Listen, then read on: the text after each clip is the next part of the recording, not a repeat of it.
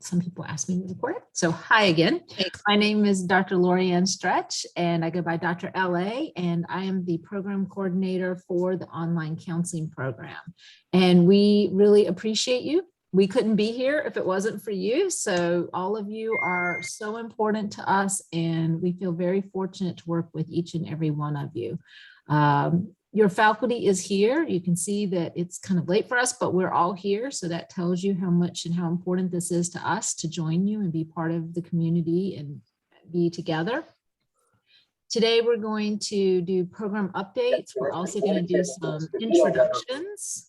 And then we are going to do a few announcements, and we have a few people who want to share some additional announcements.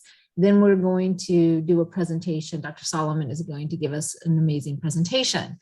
So that is our agenda for today. But I'd like to start off with acknowledging the significant amount of gun violence that we have been experiencing in our communities, and also very close to home for here in William and Mary with Heritage High having a shooting incident. So I'd like for us to all start with just a few moments of silence and ask you to join me as we reflect on the ongoing violence in our schools and communities. As educators and healers, we value human life and the safety to live our lives to the fullest. May we take this moment to reflect on our roles as advocates and allies for change.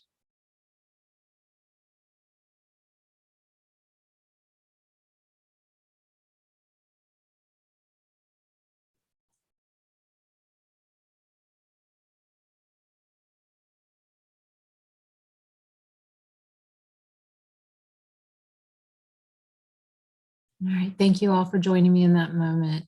I do want to remind everybody that we do have counseling services and resources available. If anybody ever experiences a situation that they feel triggered by, we want to support you in that. You can always reach out to your faculty advisor, and we're here to help you however we can. Okay, again, a reminder, if you are a student ambassador, if you could change your name and put SA at least behind your name, that would be really appreciated. So that we can make sure you're recognized for being a student ambassador. So we're going to start off with the faculty and introducing faculties. As I mentioned, I'm Dr. LA, and I'm the program coordinator, and I'm very excited to introduce the other faculty. I'm going to pass the baton to Dr. SGS, our field experience clinical coordinator, with a very long title. Very long title. So for those of you who haven't met me, I'm Dr. St. Germain Sayer. To make everyone's lives easier, I go by Dr. SGS. I am the Counseling Clinical Experience Director, long title. Basically, I'm responsible for assisting you in and overseeing all the aspects of your clinical field work when you get to your practicum and internship. So thank you and welcome everyone.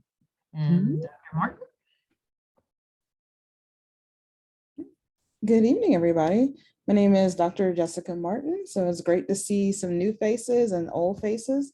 I'm lead faculty in the clinical mental health counseling program. So most of the clinical mental health courses you'll see me in at some point throughout the program, if not multiple times. So it's great to see everybody. So I'm going to pass it on to Dr. Harris. I will take that baton from you. Thank you. Well, greetings, everyone. I am Dr. Pam Harris. I am the lead faculty for the school counseling program. So you'll see me at some point in one of those classes, and I also teach in some of the core general classes too as well. And welcome. And I think we have Dr. Solomon here as well to introduce yourself. Hello, everyone. I love to see all these new faces and turnout. I'm Dr. Coralis Solomon. I'm the baby faculty because I just joined about 2 months ago. I'm going to be part of the online counseling program. I'm super excited to be able to talk to you about one of my favorite topics this evening. Thank you, thank you. And Dr. Danita Hudson couldn't be with us this evening, but she will be in the morning session with me there as well. So we are very excited about our new faculty. Dr. Coralis Solomon and Dr. Danita Hudson joined us, like she said, just a little while ago, and they've already hit the ground running and have been amazing. So very happy to have them. So any student ambassadors? I know I see Claire on here for sure. So Claire, can you introduce yourself? Yeah, hey everyone, it's so great to see you.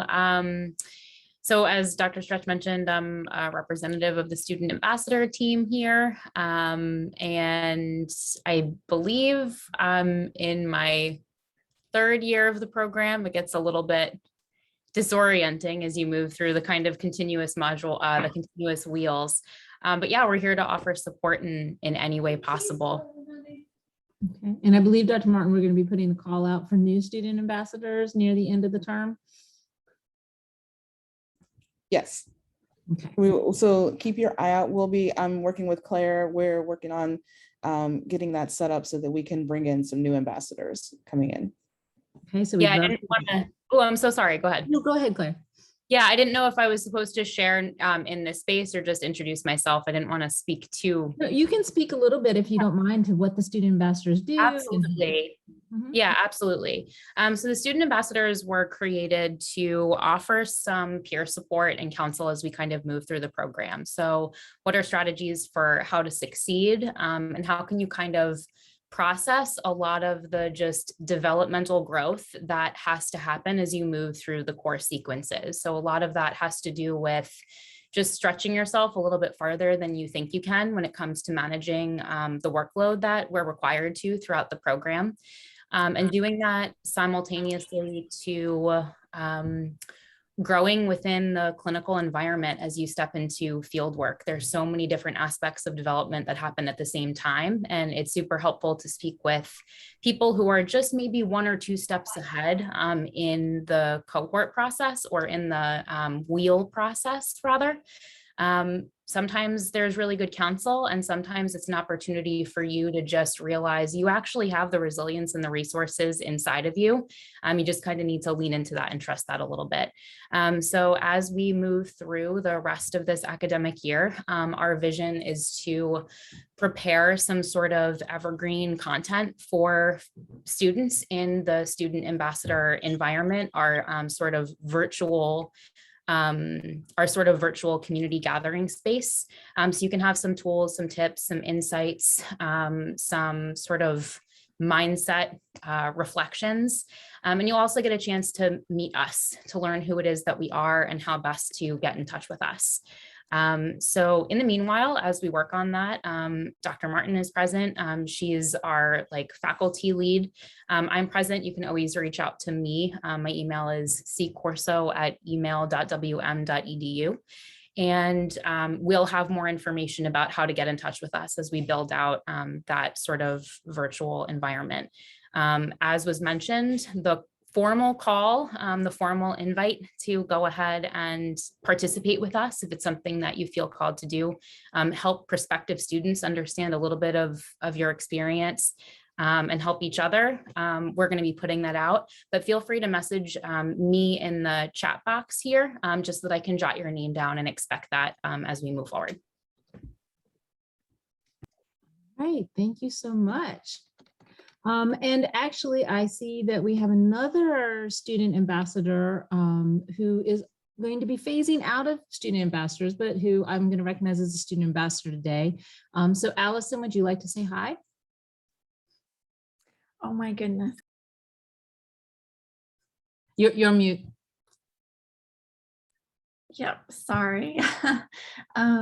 Yeah, I had a wonderful year as a student ambassador, and I'm so grateful for that opportunity. And I'm so glad to see it continuing under Claire's leadership, and really is a cool program.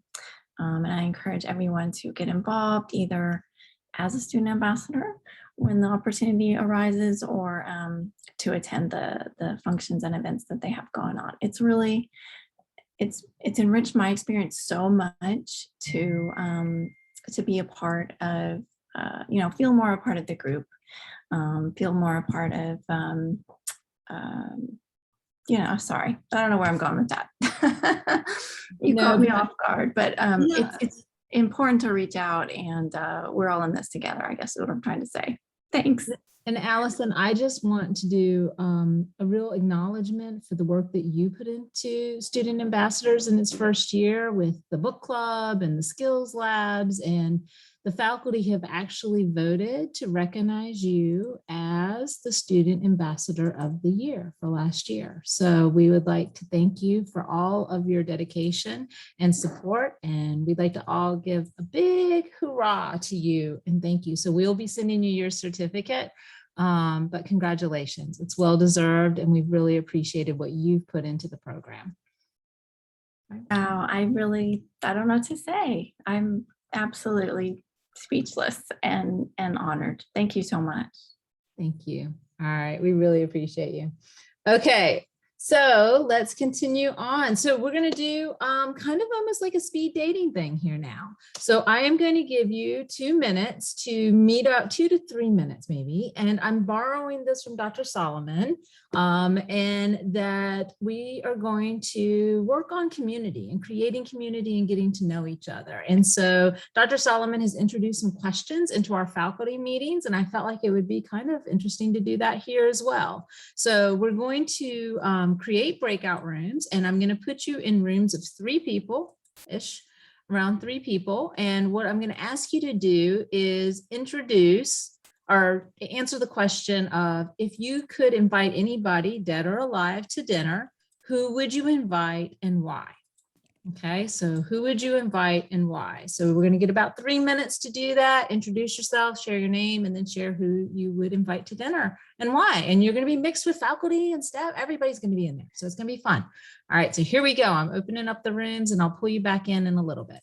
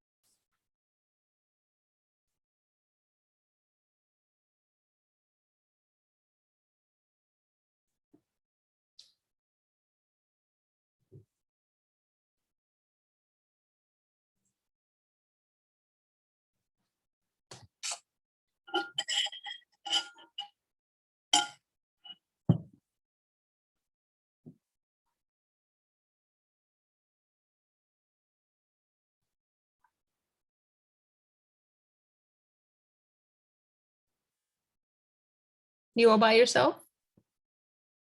Oh, I thought there was one student in there with you. Oh, well. Oh, Samantha's back. We'll bring some. Hi, Samantha. Oop. Hey, sorry, I thought I was joining the town hall.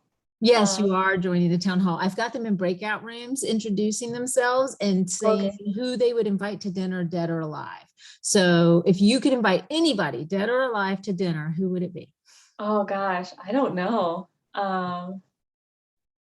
That is a good question. Who did y'all pick? I picked my grandmother, my maternal grandmother. Oh, that's really sweet. Mm-hmm. Yeah, I just came back from a run, so I'm like a little. You're gonna get run head. It's okay. Yeah. I'll answer, and that'll make your life easier. So I would invite my mom, because she's not met my family, my wife and kids, because she died before I was with them. So. Oh, those are really great answers. Yeah, I guess I would pick my grandma, my maternal grandma. She died when I was 3, and so I never got to meet her. And she sounded like a fun lady. Now, if I could have just fun with it, I'd probably invite Matthew McConaughey, because I could listen to him talk for hours. I know.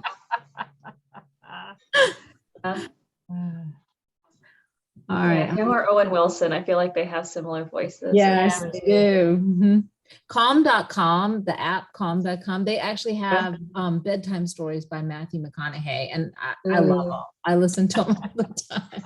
And I just listened to his book a few months ago, so that was kind of cool. Okay. All right, I'm going to close. Yep. Well, it's nice talking to y'all. It was too. It was nice to meet you, Samantha.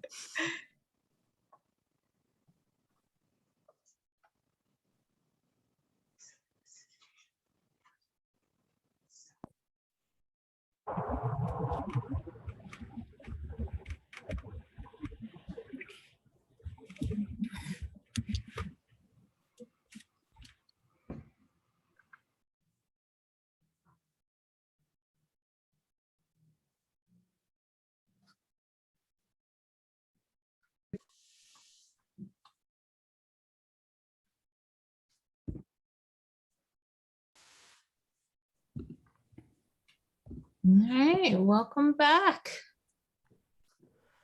I hope that was a little bit of a fun way to meet a few people and get to know somebody.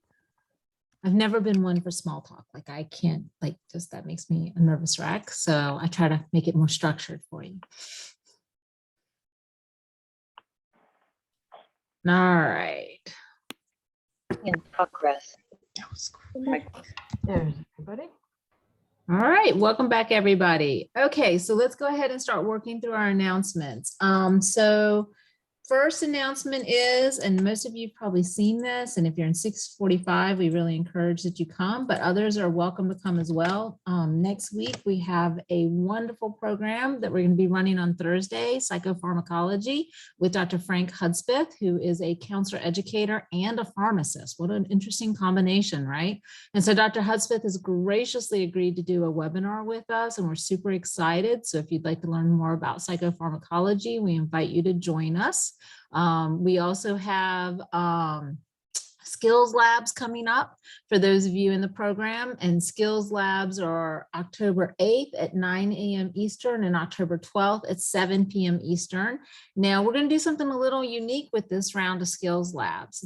These skills labs, one of the skills that we've identified some of our students are struggling with is telephone skills and how to talk to clients on the telephone. So we're going to actually be practicing doing counseling without video and seeing that that's a bit more challenging. So these skills labs are going to be kind of interesting. So yes, and Liz and them know I missed one skills lab, so I will actually be at these, I promise. I will set an alarm. I got totally distracted with my younger child missing their bus, and it threw me off. The webinars for the psychopharmacology can be open to prospective students, so you're welcome to reach out to me if you're interested, and I can send you that information, because we actually are going to have students from 4 universities attending that webinar.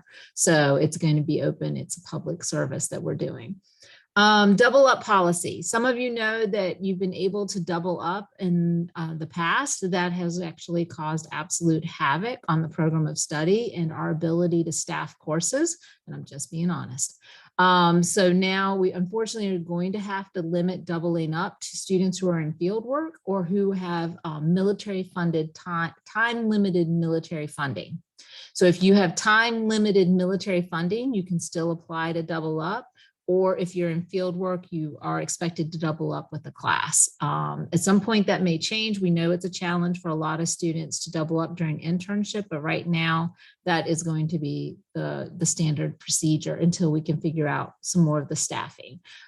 We have put in another request for an additional faculty member, and so we'll wait and see how that goes, but that's kind of where we're at right now. If you have any questions or concerns about that, please let me know. I'm happy to support you. If you have doubled up in the past and you have to double up to be able to finish, we will not deny you that opportunity, but nobody new will be able to start doubling up. Okay, moving forward. So talk to me on an individual basis or with your faculty advisor, and we will make sure we always work with you. We always figure it out. So we will figure it out. The fall residency, for those of you that are now taking EDUC C33 techniques or EDUC 34 group counseling this fall and fall B, you will be in residency. There are some of you who've also been notified you'll be in residency. You've already taken those classes before we made the change and embedded residency into those classes. You should have it in your banner system by the end of the week. Haley Austin is our new enrollment coordinator at the registrar's office, and she is very fast working on getting everybody registered for that. If you don't see yourself registered next week and you think you should be registered for residency, which is C10 for residency 1 or C11 for residency 2, reach out to me and I will problem solve and fix it. Okay, so I'm your point of contact when it comes to the residency. Advising week is going to be October 25th through the 29th. So we'll be posting advising sessions for that week. That'll be where you can meet with small groups with the faculty advisors. It's not that you can't meet with your faculty advisor at other times, but this is like an official time where we bring the groups together. So be on the lookout for those. We'll be posting those in the program office, in the calendar in the program office.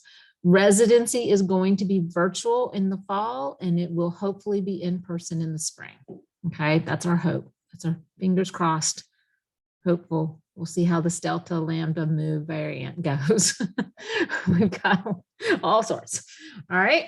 And then I'm going to turn it over. Pam, did you want to talk? Did Janice give you? Okay. So Dr. Harris has something to share. Thank you. So I'm passing a message from Dr. Janice Parker, who is actually on the faculty of the school psychology program. She couldn't join us tonight, so I hope I spread the word correctly. So this is a call to interested school counseling students, and possibly, I'm wondering, maybe even clinical mental health students who have an interest of working with children and teens. So herself and Dr. Natoya Haskins, who is part of our faculty on the campus, and she also teaches some of the online courses in the counseling program too, they have started what is called the SOS program.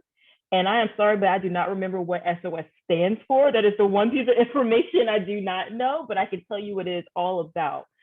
So this SOS program is a partnership that they have with a predominantly Black church here in the Williamsburg area. And basically this program has 4 prongs.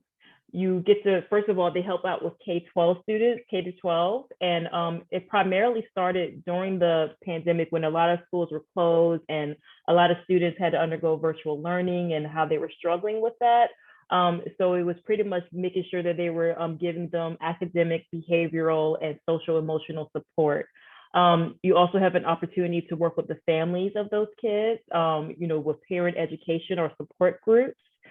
There was a research component in this SOS program, primarily to collect and interpret data in the partnership, but also primarily for the graduate students, you all, it's an opportunity for you guys to have one-on-one tutoring sessions and mentorship sessions with a student in K through 12 in this church community. And so pretty much the first year, I believe maybe 25 students were assisted. And the graduate students who received the training, they received more expertise and experience with implementing culturally responsive and anti-racist services. They were able to understand how to build family and community partnerships, which is my jam. I love that. And they had a better understanding of the Black church. And she also collected data to kind of get the experience of the school counseling and school psychology students who worked with the K-12 students. And they also listed a few positives, and I wanted to share these with you guys. They love that this program that they participated in had a multicultural focus, that they got to meet one-to-one weekly with their chosen students, that they were able to provide engaging telehealth services, which we know is an essential skill right now. Improved family collaboration skills. They received individual supervision, which is always needed. The more supervision, the better. And they also got to watch and view training videos on different social justice practices. And some of the topics were on family partnerships, trauma-informed practices, anti-racism advocacy, family empowerment, and culturally sensitive service termination. So, I mean, it's a lot of good things going on with this program. So we're helping out a community, we're helping out families and students, but in turn, it's such a wonderful experience for you all. And it is virtual. That's a great question, Crystal. It is virtual. So she wanted me to reach out to see if there were any interested individuals or students. So how about this? If you are interested, maybe for tonight's group, I can collect a list of names for Dr. Parker. So if you can send me an email, pnharris@wm.edu, maybe by the end of business day tomorrow, so I can start, collecting names and, we can compare it to the list in the morning. And I can send that over to her and she can contact you all about the next steps if this is something you might be interested in doing. Thank you, Dr. Stretch. pnharris@wm.edu. Yeah, and I also think, yeah. I also think we should maybe talk to Dr. Parker and get a blurb that we can put in the in the program office too. I would love that. Absolutely. Okay. All right. Thank you so much, Dr. Harris. And now I'm going to turn it over to Crystal and Jerry, our amazing, wonderful CSI liaisons and officers. Hello, I'm Jerry Mize and Crystal. Hi, I'm Crystal Cherry. Yeah, and we are your online liaisons, and then Crystal serves as secretary for our chapter of CSI, and I'm one of the vice presidents of professional development. I am reading off a PowerPoint that I'm going to send Dr. LA to post in the program office. We have a page in there under the community engagement module, I think. I think that's correct. Yes, and so what Crystal and I's roles are as online liaisons is to be your connection with the CSI chapter that has been primarily on ground, but is now a part of the counseling program as a whole. So it serves both the on ground and the in-person program. And so there are 3 online students on the executive board. Me and Crystal are 2 of them. And then Rebecca Richardson, who couldn't be here tonight, is the historian. And so what CSI is, as it stands for Chi Sigma Iota. It's the International Honor Society for Professional Counseling, for promoting and recognizing outstanding academic and clinical excellence in the profession. And what do we actually do as a chapter? We work to provide academic engagement and professional development opportunities. Many of you probably got bombarded with survey emails from me earlier this season.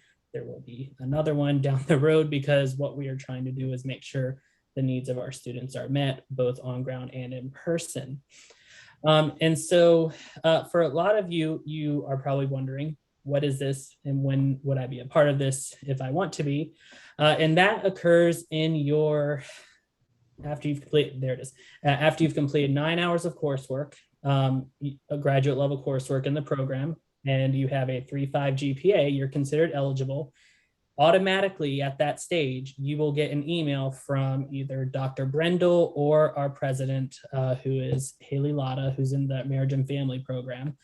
And it will just be letting you know of your eligibility. And that occurs in the January after you meet that criteria. And then there will be a form, and then there are small fees. I don't remember what they are. I promised myself that I would look them up, and I didn't. They are very small fees. And very manageable fees that you would pay one time at the beginning. And I'm putting in here my and Crystal's email addresses, because we are here for you to reach out to for whatever questions you have about professional development, about enrichment enhancement. And you can do this even not being members of the chapter, because we are trying to serve everyone as best as we can. A lot of our events, such as sometimes we have invited talks that are usually virtual. Sometimes they're on ground, but not often, particularly right now. And they are open to everyone usually. And so there will be some announcements coming out soon. Crystal, did I miss anything in my whirlwind of this? I think you pretty much covered it all. I would like to say that the small fee is, I think, about $40, but it's like a processing kind of fee. So it's it'll be like through the online application if you choose to accept the nomination. So I think it's just about $40 if anybody was wondering the price. I remembered that. Why, I don't know, but I did. And so that's that. And then also just, emphasis of feel free to reach out to us. I've had people reach out to me over my courses, and I'm always happy to help and happy to respond if you need support or if you want to bring anything to the forefront to have us, kind of figure out for you. We are always here, and Jerry is super responsive in email. So am I, but Jerry for sure is super responsive. So you'll always get a response no matter what. So yeah, feel free to reach out. We're always here.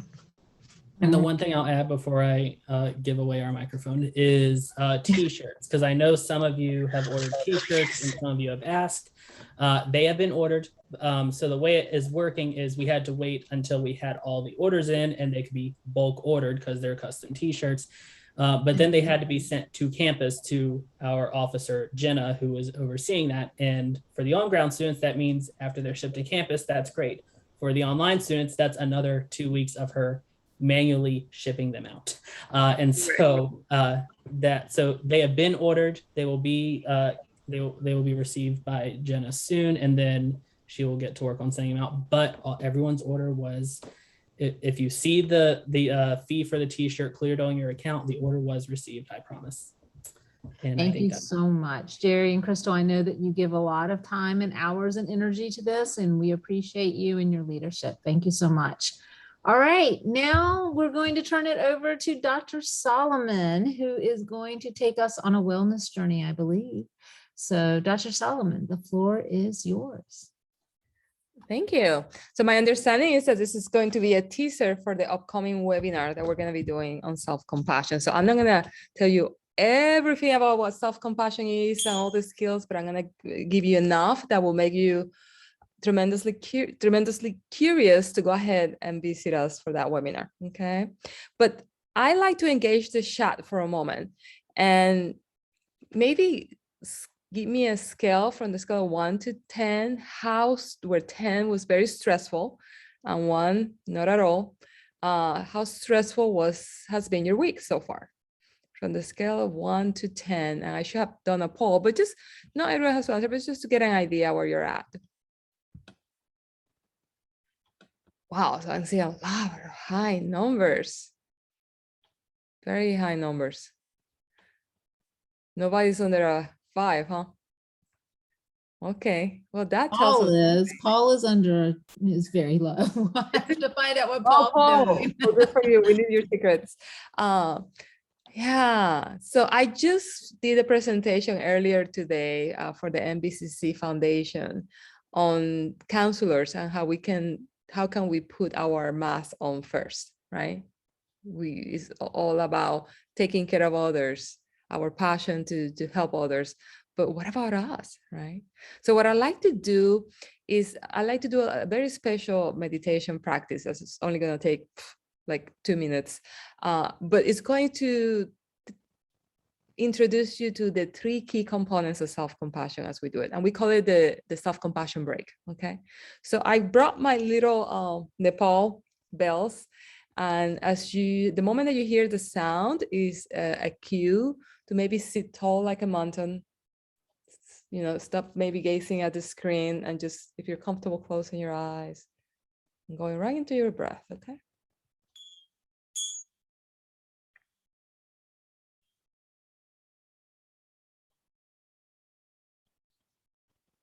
Just take a moment and just notice as your inhale goes in, you exhale goes out.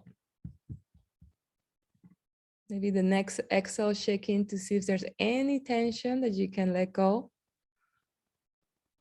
as you exhale out.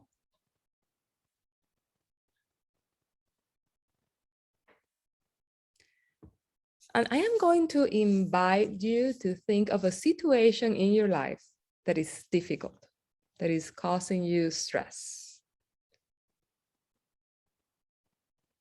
Call the situation to mind and see if you can actually feel the stress and emotional discomfort in your body. Just notice with curiosity where it's presented in your body.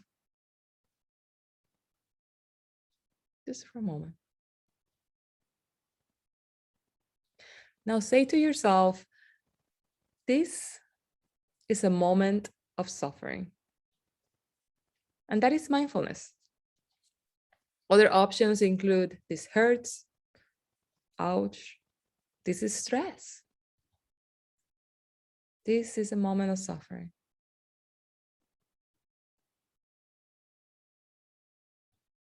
You can also say to yourself, suffering is a part of life. And that is common humanity. Other options include, other people feel this way. I am not alone. We all struggle in our lives.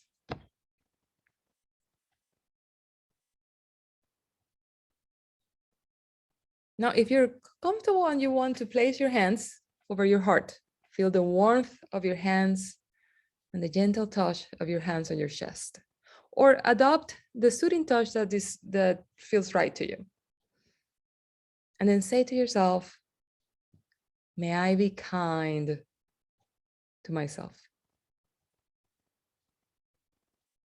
May I be kind to myself.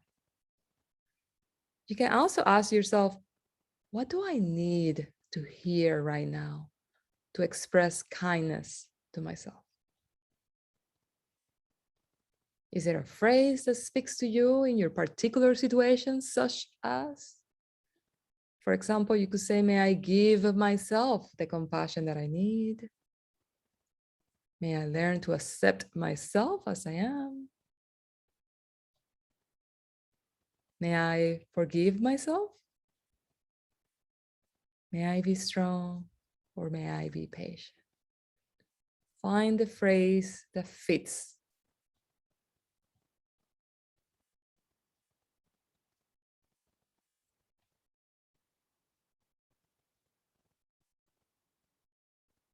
And this practice can be used any time of day or night, and will help you remember to evoke the 3 aspects of self-compassion when you need it the most.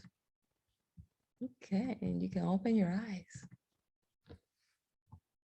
All right, so that's what we call a self-compassion break. So I know I invited you to feel the stress, which we tend to avoid, but we're carrying it, right? So recognizing it is an important aspect. So I'd like to invite you to just maybe use a chat, or feel free to just raise your hand or unmute yourself and tell me, what was this little practice like when you notice, maybe your takeaway of what you noticed from doing this practice.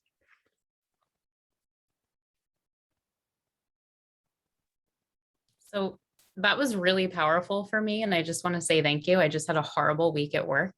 And when you asked, just hold a spirit of curiosity about where that stress is in your body. I noticed for me, it was sort of in my, I forget what it's called, but it's kind of like by the belly button area, which I think is where like where like your power center is. And so for me, I realized in my current work environment, I feel powerless. And so that just that insight alone, to know that that's what I feel, is so amazing. So for a moment, you were able to really listen to what you needed at that time, where it was coming from. Yeah, thank you for sharing that, Claire. Sure. Looking at the chat here as well. And it's interesting, right? How quickly you can feel a relief, as Jane is sharing with us. I mean, how long did this take? We did this for what, 2 minutes? And immediately we experienced a soothing effect the moment that that invitation was presented to you, right? So I'm seeing a lot of comments here. Center, calm. Putting my hand over your heart. Isn't that an amazing feeling? Or wherever it is that you feel that it can be soothing to you. So basically, your body does not know the difference whether you're placing your hands, or it could be somebody that you need a hug from, for example. Your mind doesn't know the difference. So you could become your own resource to take care of yourself by soothing touch effect, right? Yeah, so what we're doing is we're manipulating physiologically our minds and our bodies to take care of ourselves. And that's what self-compassion does. Okay. Let me see what else I see in the chat. And I mean, all of you had such a tremendous high scores on stress, right? So these little self-compassion moments, you can use them at any time in your life, right? Oh, I love this. Okay, so this was a nice way to introduce you to the 3 key components of self-compassion, which I'm going to expand a lot more on that webinar. So if you really want to know what they're like and how they can change your life, you will have to show up to the webinar. And that was my little marketing. But basically, the 3 key components are self-compassion versus harsh criticism. Right? We have isolation versus common humanity, and mindfulness over identification. So I have a hand that was just raised. You can go ahead and unmute. Is there a hand? No? Okay. So I'm not going to go over all the three key components and go too deep into it, but I want to touch a little bit into the inner critic versus being kind to ourselves. Okay. So how is it that our inner critic is so familiar to us to the point that we believe whatever that inner little voice says to us? Any idea where that inner critic comes from for you? What do you think that, are we born with an inner critic voice? Is it a learned behavior? Is it thanks to mom and dad? Many times. Society? Early, usually it's from very, very early experiences. But we have, as a society, taken to own this belief system that we need to believe our inner critic. So I'm going to ask you a second question. What do you think is the purpose of our inner critic? What do you think is the purpose of our inner critic? Protection. That's true, Brittany. It wants to protect us. It means well.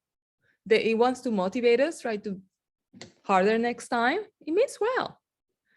And I'm talking about the very harsh inner critic, the mean one, the one that makes you feel shitty, excuse my French, right? For survival, to drive, self-improvement, yeah. So if our inner critic means well, which means it wants us to be successful, how do you think it's trying to do it? How is it motivated? What does it do to try to motivate us? What does the inner critic inflict on us to motivate us? Thank you, Liz. Fear. It's simply fear. When you think about it, you know what people will think of you. You're never gonna make it if you keep making the same mistakes, right? You're not good enough. Inner critic only knows to motivate you with fear. How can that be a problem? What is the problem with that?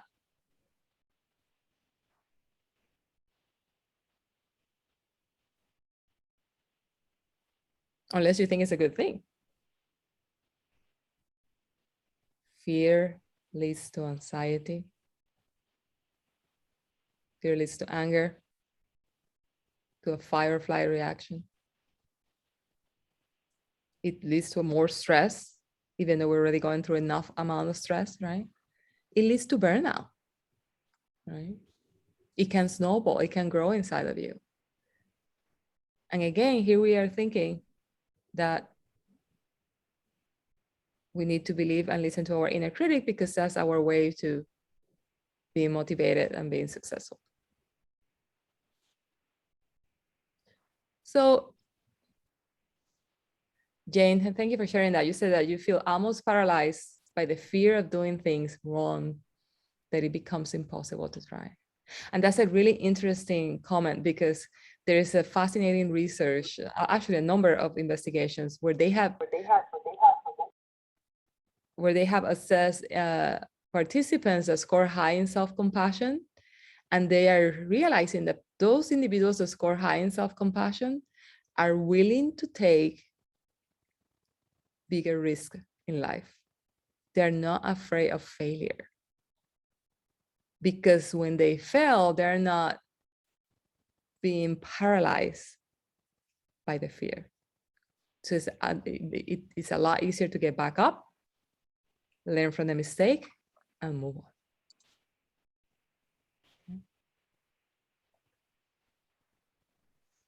Yeah. So if the inner critic is using fear to motivate you, it means well, but it's using fear. And we're not seeing very good results with that. What do you think self-compassion is using to motivate us? So inner critic is using fear. Self-compassion wants exactly what your inner critic wants. It wants you to be successful. It wants you to achieve your goals.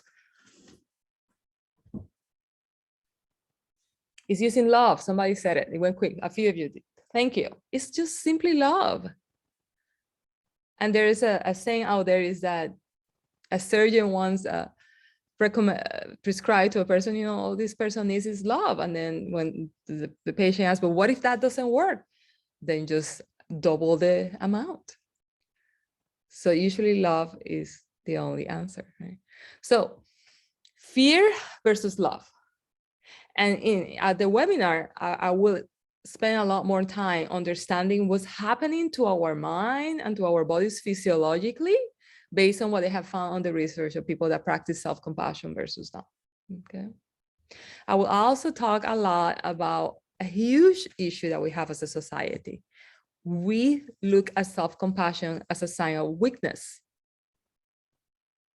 We look at self-compassion as a fear that we will not learn from our mistakes if I don't punish myself enough. And that is a huge problem.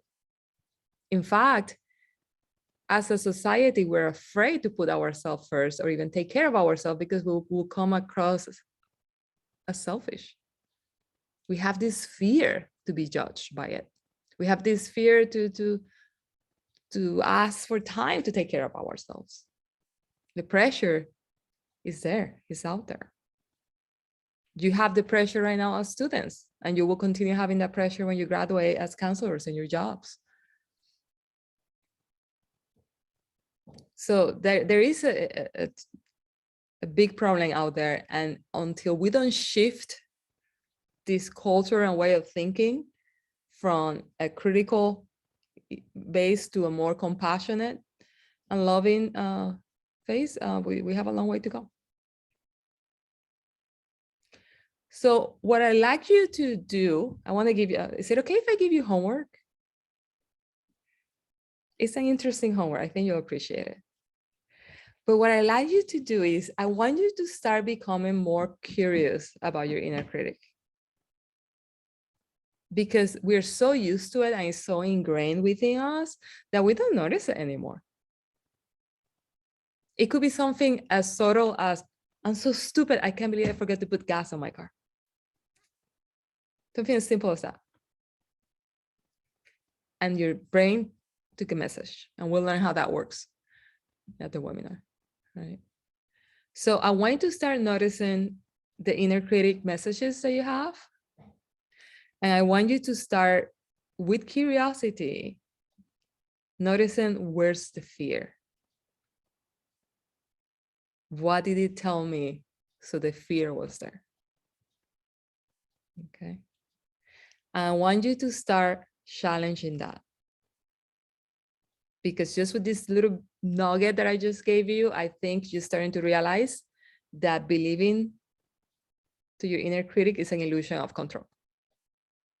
You think you're in control as long as you listen to your inner critic, and you're actually doing more damage to yourself. So one thing that we need to understand why we're so compelled to our inner critic is the process of our brain about mind wandering and the way how we worry about things in life. And we're going to unpack all of that in our presentation so you can understand and not become dependent on that tendency to worry about things. So I've done this presentation in many ways, in many forms. I just did one today for the MBCC. And I know this can change your life. It's changed mine. So I'm looking forward to seeing all of you at the webinar. And one second part of the homework that I would like you to do is to, if you go to selfcompassion.org, this is on my website, this is Dr. Kristen's website. She has a free self-compassion assessment there. And you will be able to take that free assessment and know how you score for all 3 key components of self-compassion. Whether you're kind or harsh, whether you tend to isolate or connect with people, or whether you lack the skill of mindfulness. So I strongly recommend that you take the test. If you realize when you see the results that you're pretty hard on yourself, please don't be hard on yourself for realizing that you're hard on yourself. Be kind. It doesn't take long to increase those scores. The moment that you learn the portable skills, that they're very simple, very easy to learn, those scores come right back up. And just as you experience that 5-minute self-compassion break, and it was so obvious, the shift, it's just mini little portable practices like that. If you include one of those, that will change the way how you will feel the rest of your day. Imagine a collection of those for the rest of your life. It can change your life. So thank you so much. That's all I have. I finished a little bit early, but I think that's a bonus. Well, and Dr. Solomon, I don't have the sheet in front of me. Do you remember the date of your webinar? I know it's in October, but I don't remember the actual date right off. Let me pull it off, see if I can find it. Okay. And if you have other questions, you can ask those as well. So feel free to ask questions. And Dr. Martin, I'm going to turn it over to you, and I'm going to go. I'll be on audio, but I'll be. Thank you.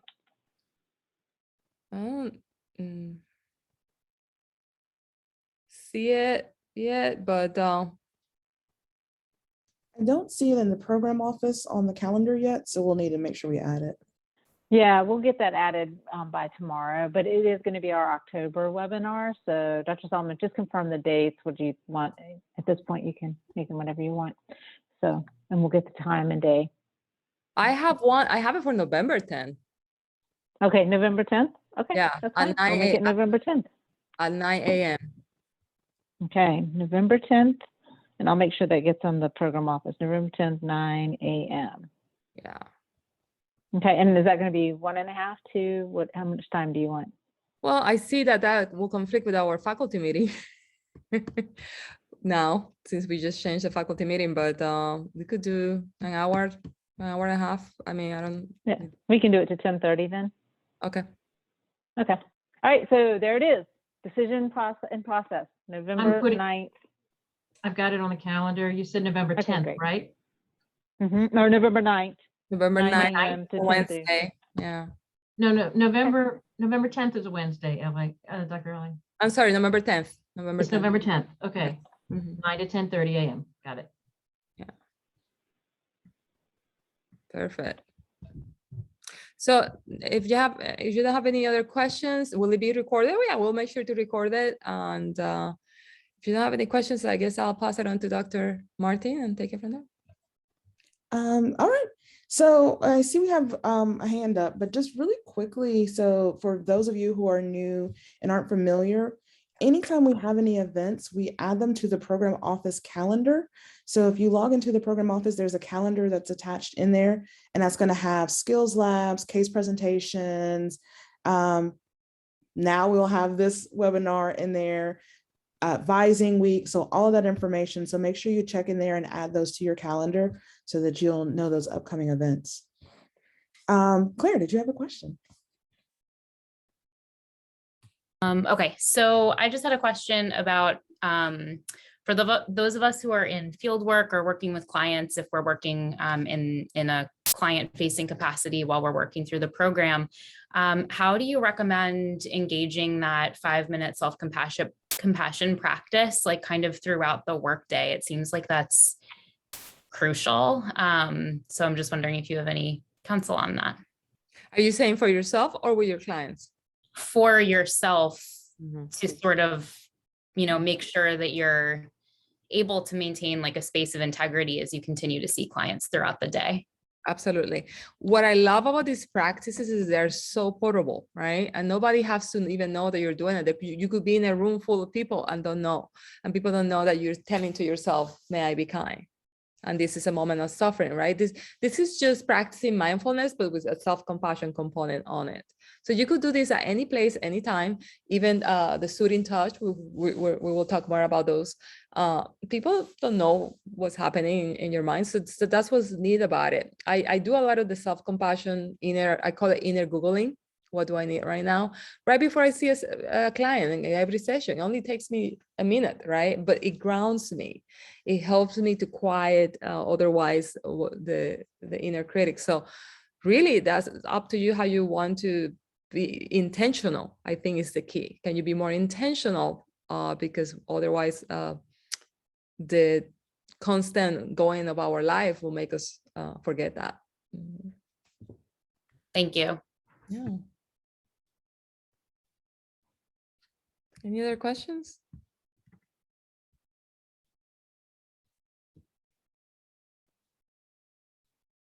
Okay, Dr. Martin. Okay, well, if there's any other questions, I'll just check with the faculty to see if there's anything you guys want to add before we wrap up for the night.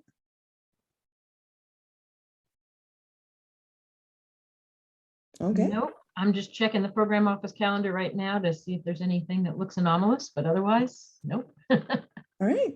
Well, thank you everybody for coming tonight. It was really great to see your faces and I hope you have a great night. Thank you.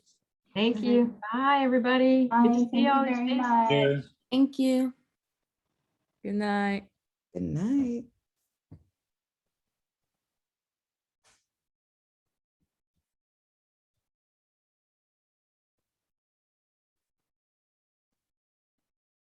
All right.